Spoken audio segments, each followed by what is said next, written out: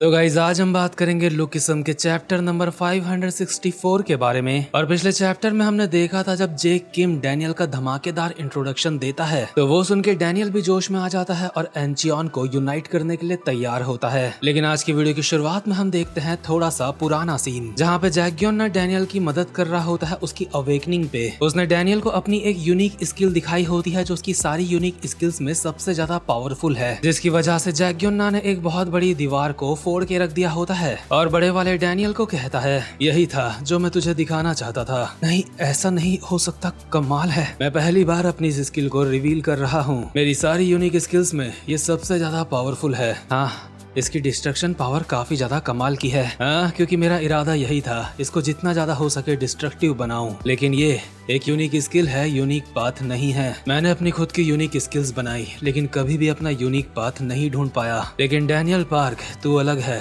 मुझे लगता है तू अपना यूनिक पाथ ढूंढ सकता है। मैं जो कुछ भी जानता हूँ उसके बेस पे मैं तुझे एक हिंट भी दूंगा। तुम्हारा मतलब एक ऐसी हिंट जो मुझे मेरा यूनिक पाथ ढूंढने में मदद करेगी। हाँ, और वो हिंट है एक्सपीरियंस और टैलेंट। यूनिक पाथ उनको ही मिलता है जिनके पास एक्सपीरियंस और टैलेंट दोनों होता है। सुनने में ये एक जाहिर सी बात लगती है लेकिन ये है नहीं। मैं तुझे यहाँ पे ये नहीं बता रहा हूँ कि तुझे बहुत सारा एक्सपीरियंस गेन करना है ताकि तू खुद को अवेकन कर सके, बल्कि तुझे अपने टैलेंट को उस एक्सपीरियंस के साथ ऐड करना होगा जो तेरे पास पहले से है। शायद मैं अपना यूनिक पाथ टैलेंट की कमी की वजह से नहीं ढूंढ पाया और अपने बहुत सारे एक्सपीरियंस के बावजूद भी मैं अपने यूनिक पाथ को इमेजिन नहीं कर सकता। लेकिन तू और तेरा दोस्त काफी ज्यादा अलग हैं। हमारे पीक लेवल्स तुम दोनों के पीक लेवल्स के साथ कंपेयर भी नहीं करे जा सकते। डैनियल पार्क, तुझे अपने एक्सपीरियंस के साथ अपने टैलेंट को उतारना होगा और अपने दृढ़ निश्चय के साथ तू उस रोशनी को पा लेगा जो तू चाहता है। इसके बाद हम प्रेजेंट मोमेंट में आते हैं जहाँ पे लिटिल डैनियल यूजेशियन लोगों के साथ फाइट करने के लिए तैयार होता है और अपनी आंखें बंद करके अपने मन में कहता है टैलेंट और एक्सपीरियंस। लेकिन आखिर मैं इतने लंबे समय से किस तरीके की फाइट्स करता आ रहा हूँ? आखिर मेरा अटूट विश्वास और मेरा टैलेंट क्या है? इतने में ही ताओजू जो 100 स्क्वाड लीडर का एक बंदा है और ऑब्वियसली ये एक एग्जीक्यूटिव है इसलिए खतरनाक भी है, भागता हुआ आता है डैनियल के पास उसको मारने के लिए और कहता है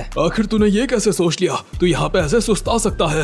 लेकिन जैसे ये डैनियल के पंच मारता है तो डैनियल अपने शोल्डर से इसके पंच को डिफ्लेक्ट कर देता है और इसके पंच की पावर के साथ अपनी बॉडी को हवा में स्पिन करके एक घूमती हुई खतरनाक सी लात मारता है इसके मुंह पे। ऑब्वियसली ताओजू की बल्ले बल्ले हो चुकी होती है और अगल बगल वाले लोग हैरान हो चुके होते हैं और डैनियल अपने मन में सोच रहा होता है उसकी पावर ही एक ऐसी चीज है जो उसकी खुद की अपनी है। सेबेस्टियन कैंग और बोकनैम कहते हैं क्या ओवरटर्निंग वर्ल्ड टेक्निक? क्या इसको ये टेक्निक जैक्योन ने सिखाई है और वो भी इतने कम समय में? डैनियल ने जैक्योन की यूनिक स्किल को इस्तेमाल तो कर लिया होता है लेकिन अपने मन में कहता है मैं ये इतना अच्छी तरीके से नहीं कर पाया हूँ। मैंने जो अभी अभी करा है वो यूनिक स्किल की बस एक कॉपी है। मैं तो जिन रैंक की स्किल को भी परफेक्टली नहीं कर पाया था क्योंकि एक यूनिक स्किल को कॉपी नहीं किया जा सकता। इतने में ही यूजेशियन डैनियल के ऊपर एक पंच मारता है। हालांकि डैनियल ने इसको ब्लॉक कर लिया होता है बट यूजेशियन कहता है जेक किम के दोस्त, क्या तूने इसकी परमिशन ली है? जो जैकेट तूने अपनी कमर में बांधी है वो मेरी है। सच में ये दुख वाली बात है। आखिर स्पीड के बंदे अपने दोस्त की जैकेट को ऐसे किसी नए बंदे को कैसे दे सकते हैं? हम लोग तो काफी ज्यादा अच्छा दोस्त हुआ करते थे, है ना? डैनियल सोच रहा होता है क्या यूजेशियन अब खुद उससे फाइट करेगा और यूजेशियन को कहता है तू सच में काफी ज्यादा बेशर्म है।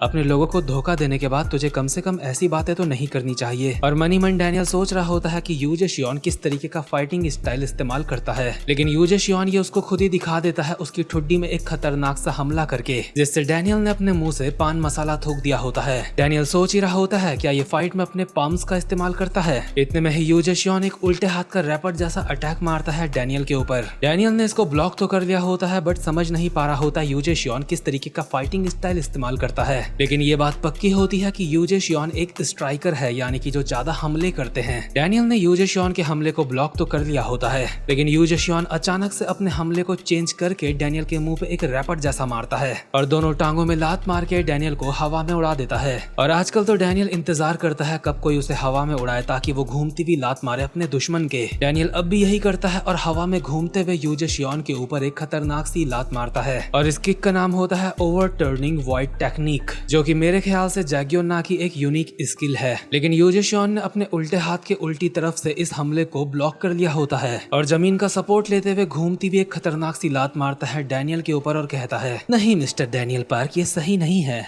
तुझे अपनी स्ट्रेंथ पे फोकस करना पड़ेगा, बिल्कुल इस तरह। और ये लात खा के डैनियल मुंह से खून छोड़ता हुआ उड़ता हुआ काफी दूर जाता है। लेकिन नोट करने वाली बात यह है कि यूजे शियोन ने भी ओवर टर्निंग वॉइड टेक्निक का इस्तेमाल करा है, जो कि जैक्योन ना ने डैनियल को करके दिखाई थी। हवा में उड़ने के बाद डैनियल जमीन में भी स्लाइड करता हुआ जाता है और अपने मन में कहता है, अब मुझे समझ आया इसका फाइटिंग स्टाइल क्या है। जैक्योन ना युग्वांग हा का अकेला स्टूडेंट नहीं था, ये बंदा टैक्योन का इस्तेमाल कर रहा है, जिसका फोकस हाथों में होता है। यूजे शियोन जरूर जैक्योन ना के ही लेवल का होगा या फिर जैक्योन ना से भी ऊपर का। अटैक्स करने के लिए मुझे कोई भी ओपनिंग नजर नहीं आ रही है, मैं इसे नॉर्मल अटैक्स के साथ नहीं हरा पाऊंगा। हमें ऐसा नहीं करना चाहिए, ऐसे हमले मेरे ऊपर काम नहीं। इतने में ही योवुला जंप करके आती है और एक किक मारते हुए यूजे शियोन को कहती है, अपने हाथ नीचे कर, तुझे उस स्टांस को लेने का कोई हक नहीं है। बोकनैम भी सेंटर फ्रेश का गुब्बारा फुलाते हुए एक हमला करता है यूजे शियोन के ऊपर और कहता है, ऐसी एक्टिंग मत कर हरामजादे, जैसे तू कहीं की तोप है। मुझे तुझसे हमेशा से ही नफरत थी, साले मोटरसाइकिल हंटर। ऑब्वियसली यूजे शियोन ने इसके हमले को ब्लॉक कर लिया होता है। इतने में ही सेबेस्टियन कैंग भी उड़ता हुआ आता है यूजे शियोन के एक लात मारने के लिए और कहता है, आखिर तूने वो क्यों करा? उन्होंने तुझे अपने साथ मिलाया, लेकिन उसके बावजूद भी तूने वो सब कुछ क्यों करा? ऑब्वियसली यूजे शियोन ने इसको भी डॉज कर लिया होता है और जेक किम ब्लैक क्रोकोडाइल सोसाइटी के नंबर 2 और नंबर 3 के बंदे को कहता है, ओए, क्या तुम्हें यकीन है तुम्हें ऐसी सिचुएशन में अपने बॉस की मदद नहीं करनी चाहिए? ये काफी ज्यादा दिलचस्प है। भला शिकार के बीच में शिकारी की चिंता कौन करता है? और हमें बताया जाता है ये दोनों 10,000 स्क्वाड लीडर होते हैं। ब्लैक क्रोकोडाइल सोसाइटी में executives 100 squad leaders, 1000 squad leaders और 10,000 स्क्वाड लीडर्स में बटे हुए हैं। और क्योंकि ये दोनों 10,000 स्क्वाड लीडर्स हैं, इसलिए मुझे लगता है इन दोनों के अंडर में 10-10 हजार बंदे आते होंगे। इनकी बात सुन के जेक कहता है, क्या एक शिकारी? अच्छा, अब मुझे समझ आया। तो यूजे शियोन उन लोगों के साथ खेल रहा है जैसे एक शिकारी अपने शिकार के साथ खेलता है। दूसरी तरफ सेबेस्टियन कैंग एक और लात मारता है यूजे शियोन के ऊपर, लेकिन यूजे शियोन बहुत ही इजीली इसको डॉच करके मोटे को हवा में उड़ा देता है और हवा में ही इसके मुंह पे रैप्टा बजा देता है। बोकनैम दोबारा से सेंटर से चबाता हुआ एक हमला करता है यूजे शियोन के ऊपर। यूजे शियोन उसको डॉच करके कहता है, क्या तुम लोगों को सच में लगा था अगर मेरे साथ कोई नहीं होगा तो तुम मुझे हरा सकते हो? क्या तुम्हें सच में लगा था तुम 4 मेरे लिए काफी होंगे? क्या तुम सच में ये सोच रहे थे तुम मुझे हरा सकते हो? यूजे शियोन ने बोकनैम का हाथ पकड़ के उसकी लात पे लात मार दी होती है और गुद्दी में एक फटका मार के बोकनैम को साइड कर दिया होता है। इतने में ही योवुला उड़ते हुए एक लात मारती है यूजे शियोन के, पर यूजे उसको डॉच करके योवुला के एक घुटना मार के उसको भी साइड कर देता है और कहता है, सिर्फ तुम्हारे पास बंदूक थी इसलिए लगा तुम मुझे हरा सकते हो? हाँ, ये तुम लोगों की बहुत बड़ी बेवकूफी थी। तुम आज भी उतने ही बेवकूफ हो जैसे पहले हुआ करते थे। इसमें कोई हैरानी वाली बात नहीं है कि तुम अंडरग्राउंड में क्यों रहते हो। आखिर तुम लोगों को अंडरग्राउंड इतना ज्यादा पसंद क्यों है? क्या ऐसा इसलिए है क्योंकि तुम्हारे किंग को अंडरग्राउंड में ही दफनाया गया है?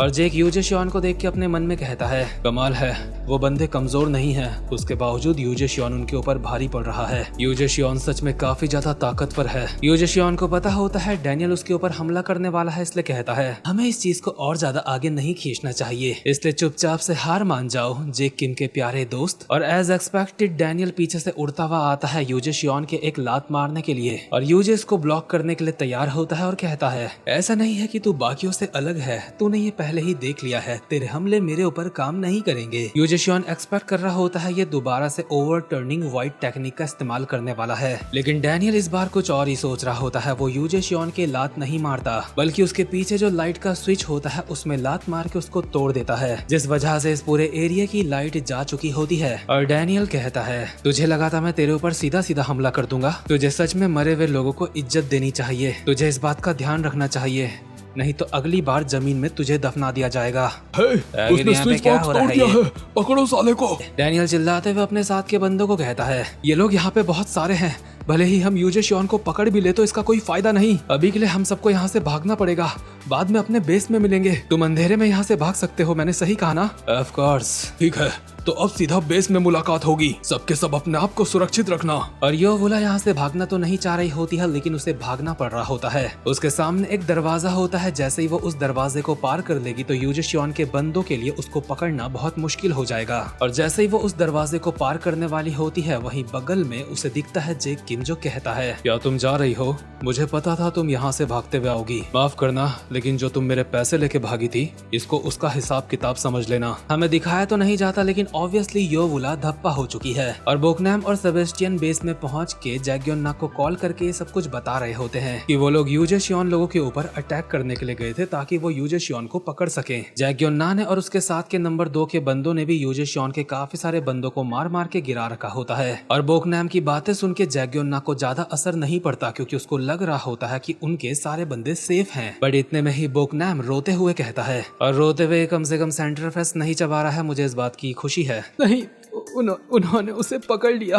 ये सुन के जैक्योन्ना हैरान हो जाता है और अगले सीन में हम एक चमचमाती हुई जगह देखते हैं जहाँ पे एक बहुत ही मस्त घर के अंदर कुछ मगरमच्छ हमें दिखाई दे रहे होते हैं और उनके बीच में योवुला होती है जो कि बंधी हुई होती है और अनकॉन्शियस होती है और ब्लैक क्रोकोडाइल सोसाइटी का असली लीडर ये सब कुछ देख के अपनी सिगार काटता है और मुंह पे रखते हुए कहता है, तो तुमने योवुला को पकड़ लिया, आखिरकार युगुएंग हा की बेटी हमारी बंदी बन चुकी है। हाँ, और अगर ये यहाँ पे है तो जैक्योन्ना भी यहाँ पे जरूर आएगा और जब वो यहाँ पे आएगा तो मेरा प्लान है उसको पकड़ने का। वक्त आ चुका है जब हम उस चूहे जैक्योन्ना को पकड़ लेंगे और एंचियन जो अभी 2 हिस्सों में बटा है वो एक हो जाएगा। बहुत अच्छे, काफी समय बाद एंचियन का पोर्ट मेरा होगा। यामाजाकी शिनगेन इस कंट्री में जीत हासिल नहीं कर पाया अपनी आइडेंटिटी की वजह से, लेकिन मैं अलग हूँ। मैं यानी कि पेचियन जो, मैं इस कंट्री के ऊपर राज करूंगा। फाइनली इस मगरमच्छ का हमें नाम भी पता चल चुका है जिसे एब्सोल्यूट मास्टर भी कहते हैं। लेकिन इसी के साथ ये वाला चैप्टर यहीं पे खत्म होता है और आज मैं आप सबको वीडियो को लाइक करने के लिए नहीं कहूंगा बल्कि वीडियो को हाइप करने के लिए कहूंगा। ये यूट्यूब का एक नया फीचर है जिससे क्रिएटर्स को मदद मिलती है अपनी रीच को बढ़ाने की और मेरी पिछली वाली वीडियो टॉप 100 के नंबर 9 में पहुंच गई थी हाइप लिस्ट में, इसलिए इस वाली वीडियो को हाइप लिस्ट में कम से कम नंबर 9 से ऊपर पहुंचा दो ताकि YouTube भी इस तरह के किसी भी कंटेंट को हल्के में ना ले। दोबारा फिर से मुलाकात होगी, तब तक के लिए गुड बाय।